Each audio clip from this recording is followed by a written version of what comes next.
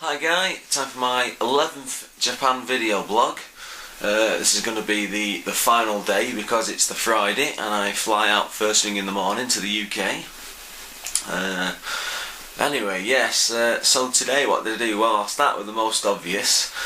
New Year's Eve into New Year's Day, we went out, went out for a drink, had an absolutely riotous time.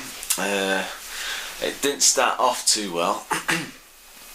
And we went around Shinjuku looking for a club or just a decent bar somewhere to go, and it was really difficult to find somewhere. I mean, the problem with a lot of places, it's just all the Japanese writing and Japanese signs, and so very few places have anything like in recognisable English. And the first place we found was something my mate had looked up on the internet, which was a club called Tokyo Loose. I mean, I think they've got a website. So I mean, just go and have a look if you've got the time. And yeah, we got down there. We paid about 2,000 yen, which was about 15 quid. Close to 20 quid. Very expensive. And that came with one free drink. And you think, well, it was about 10 o'clock at the time. We think, well, we're gonna go in here. We'll spend the night, so we don't really mind because there's no like official closing times. I mean. Well, legally, every place is supposed to shut down at midnight, but what tends to happen is if anyone comes by, they just turn and say, yeah, we're closed, but then they are open. And the law just doesn't blink an eye, unlike in the UK, where they probably shut the club or pub down permanently. Anyway, so we went into this club, if you can call it that, and it was tiny. It was literally, as you went in through the door on your left, you had toilet doors, some lockers, the bar going along the left wall, and the dance floor was just right in front of it, and there was just nothing to it, and it was a basement place as well, and it was empty, absolutely empty. And the guy who told us who we met on the door told us that, yeah, it's a cracking place, you'll have a great time, blah blah, but there was nobody there, and we sat there for about 45 minutes, and we only had about 2 drinks, and even I was getting really agitated, thinking, it's turned 11 now. And there's nobody coming in, and then eventually one guy showed up, some Japanese guy, sat there drinking water, yeah, and then one Japanese girl who turns out actually, I think she worked behind the bar or knew someone behind the bar, and nobody was turning up, and in the end I just thought, stuff it, let's go somewhere else. So we walked out of there. Wandered through a couple of side streets, completely lost at this point because it's at night, you don't know any landmarks and you're just wandering about, and there was this guy walking around the streets, and he was like a bit of English, bit of Japanese, and he sort of understood, and we told him we were looking for a club, but the thing is, they don't really call them clubs over here, but they tend to know what a disco is because that's what they tend to refer to it as. Anyway, he dragged us up to this place with this elevator, and it turns out it was a hostess bar, which is basically you pay about 10,000 yen for this girl to sit with you for an entire evening whilst you buy your drinks. And there's nothing, as far as I'm aware, there's nothing more pervy than that. You're just basically paying for this hostess to sit with you and talk to you.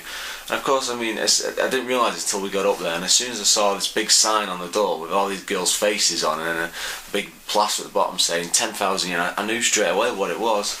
And I was like, no mate, we're not going in this, bloody hell, I'm not that rich, I'm a foreigner, I've not got that much money on me, so we left him.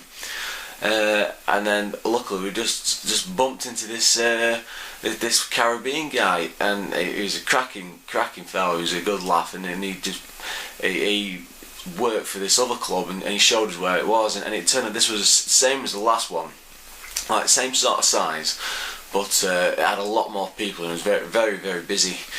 So we piled in there for the night, yeah, and this was at about 11:45.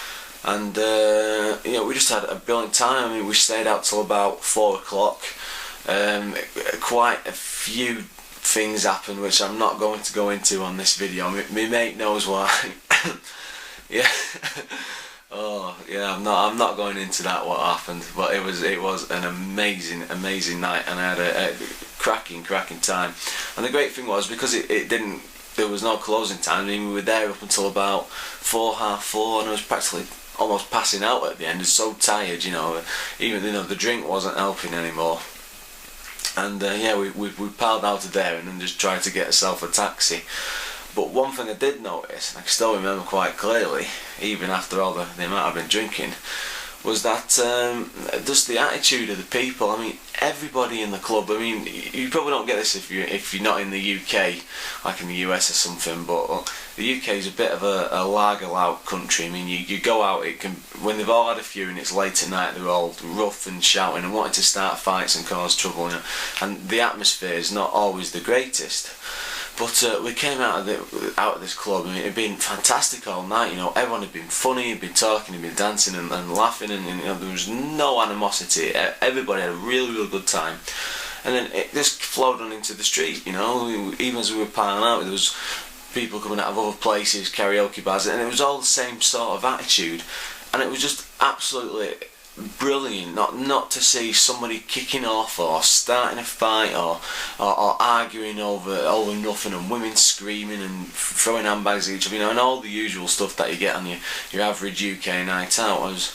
So yeah, I mean, I don't know what to say about it. I mean, it was, besides the fact it was a fantastic night, I love the way the atmosphere is in Japan on the night, because we were chatting to another guy who says it's like this all the time. So yeah, if you're ever in Japan and you're gonna go out at night, then just go for it. You know, you'll have a great time. I can assure you. Right, yeah, moving on. We didn't really want to do much today because it's the last day of the holiday. You know, we're tired. We've got to get packed and prepared for the 15-hour flight tomorrow. Oh, I'm really not looking forward to that. But oh, sorry. In case you're wondering, I was down at the bar about 20 minutes ago, just drinking some sake and just saying goodbye to Japan, as it were, and just taking a video out of the bar window. Yeah, I know it. I'm nuts. But yeah, so we decided to go to the it's like the Toyota Mega Web, which is like a showroom of their cars. It does sound a bit boring, but they also show off all things like hybrid technology, and they had like driving simulators and a massive section dedicated to like the history of cars and stuff. And it might sound a bit boring, but when you actually went around it was quite interactive, and there was a hell of a lot to do there. It wasn't just your boring just stand there and look at stuff all the time. There was a lot to see, and yeah, I really enjoyed it. The scenery around there, because it was on I think it's Aomi Island, or Aomi, I'm not sure, but it was, you know, a small island, but almost like a city resort is probably the best thing I can say. But there's just the scenery, just looking out, because we had to get there on like a monorail, up in the air, and the scenery coming in. It was bright and sunny, and when we were leaving, you know, the sun was going down. Oh, absolutely amazing. I think I tried to get as many pictures as I could on the way back, but the problem with being on the moving train and having a camera through a reflective window is it just doesn't always work. So if I can get any decent images off, they will be as part of the video. So yeah, I mean, it was all told a pretty good day.